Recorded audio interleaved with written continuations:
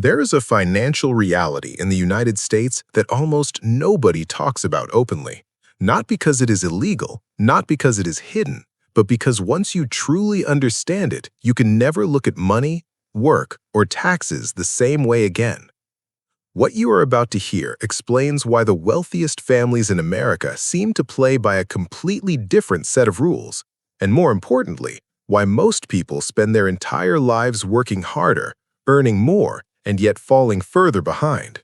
This is not a scam, it is not a secret loophole. It is a system built directly into the structure of American finance and tax law, a system that rewards ownership while quietly punishing labor.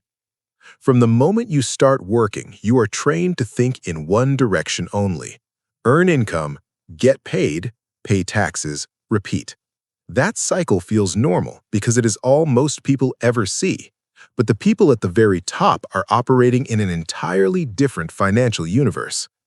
Here is the part that shocks most people the first time they hear it. When you see headlines claiming that the ultra-wealthy pay little to no income tax, it is easy to assume something illegal is happening. Offshore accounts, hidden money, shady tactics. But the truth is far more uncomfortable. They are not hiding anything. They are following the system exactly as it was designed. The U.S. tax code aggressively taxes income, wages, salaries, bonuses, but it does not aggressively tax wealth that quietly grows. And the wealthiest individuals understand this better than anyone. Inside the top fraction of American households, there are trillions of dollars sitting in what are called unrealized gains, wealth that exists on paper, wealth that grows year after year, and wealth that is completely untouchable by the IRS as long as it is not sold.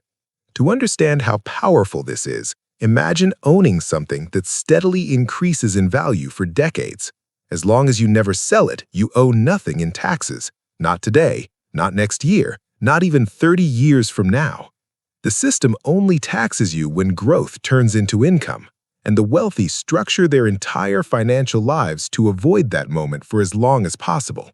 Workers are taxed the moment they earn, owners are taxed only when they sell, and the wealthy do not sell.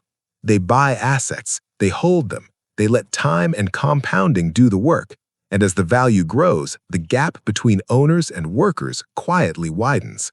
But the system goes even deeper. The real advantage appears when debt enters the picture, because here's something that sounds wrong until you understand it. Borrowed money is not income. And because it is not income, it is not taxed. That means someone can own valuable assets, never sell them, and still access their value by borrowing against them. Stocks, real estate, business equity. As long as lenders see stable growth, they are willing to lend.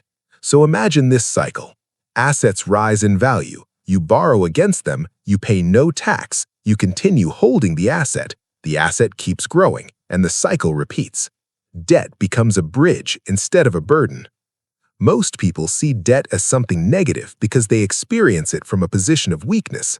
The wealthy experience it from a position of strength. To them, debt is a tool that allows liquidity without triggering taxation. And this is not an accident. Schools do not teach this. Employers do not explain it. Most people are never trained to think like owners. They are trained to work, earn, and comply. Meanwhile, the wealthy surround themselves with accountants, attorneys, and advisors whose sole purpose is to keep assets growing while minimizing exposure to taxes. This strategy has a name, and once you hear it, you start seeing it everywhere. Buy, borrow, die. First, you buy assets instead of chasing income, assets that grow over time, businesses, property, equity. You stop measuring success by your paycheck and start measuring it by what you own. Second, you borrow against those assets instead of selling them.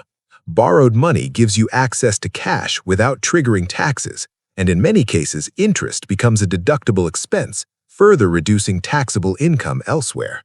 Third, you hold those assets for life. And here is the part that feels almost unreal. When assets are passed to heirs, the tax system resets their value. Decades of accumulated gains simply disappear for tax purposes. The next generation inherits wealth with a clean slate. This is how fortunes survive across generations, not through income, through structure. Most people assume wealth comes from working harder, longer hours, more effort, higher pay, but income is the most heavily taxed part of the system. Every extra dollar earned is reduced immediately. Meanwhile, every dollar gained through appreciation remains untouched.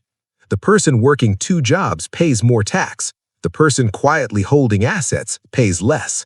The math is not even close. This does not mean everyone can become a billionaire, but it does mean the principles are available far earlier than most people realize. Wealth is built not by constant buying and selling. Selling interrupts compounding. Selling triggers taxes. Selling breaks momentum.